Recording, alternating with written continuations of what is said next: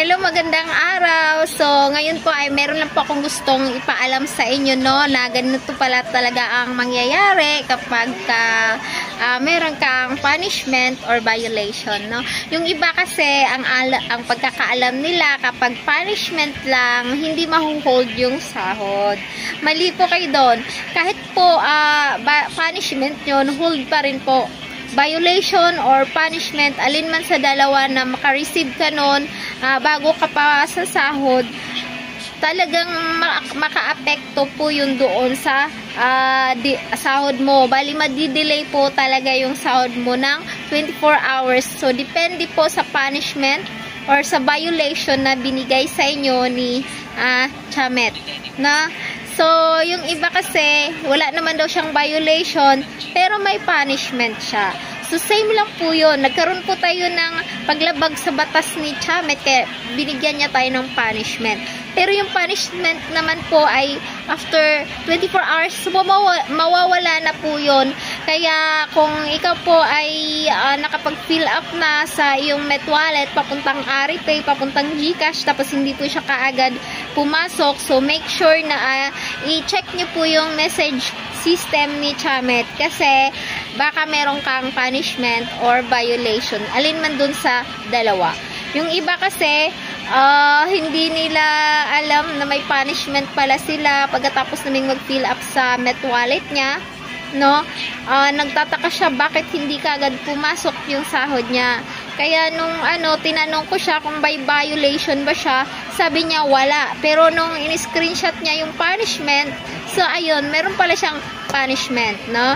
So hindi niya alam na pati pala si punishment ay nahuhold yung sahod. So kaya ngayon, papaalam ko po sa inyo para hindi po kayo malito na si punishment at si violation ay same lang po yon, na mahuhold po yung sahod.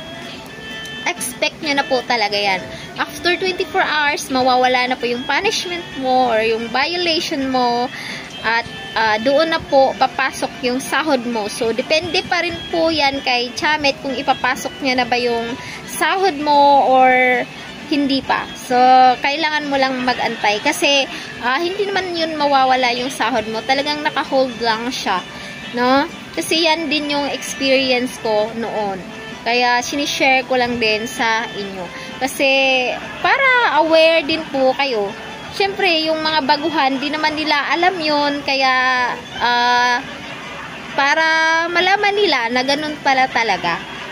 Kasi pagkatapos mo naman mag-fill up talaga sa MetWallet ni Chamet, papasok po kaagad yung sahod mo. Wala nang patumpik-tumpik pa. Basta tama po yung pag-fill up mo. Walang mali. Sakto po lahat.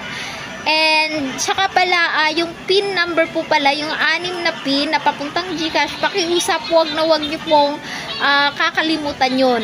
Kapag gumawa po kayo ng PIN na 6, paki-save po or isulat nyo po sa notebook or sa notes yung PIN na yun.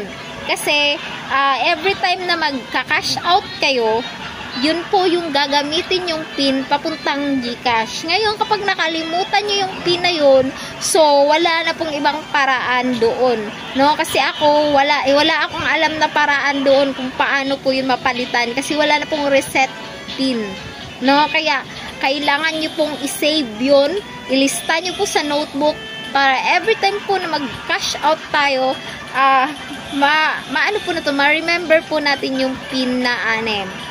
No? Para hindi po masayang yung kita nyo. Kasi kapag hindi mo alam yung PIN mo, paano mo pa ma-withdraw yung kita mo? So sayang lang, 'di ba? Kaya yun ay paalala naman po bilang kaibigan. So maraming salamat sa panonood and God bless po palagi sa ating lahat. Bye-bye.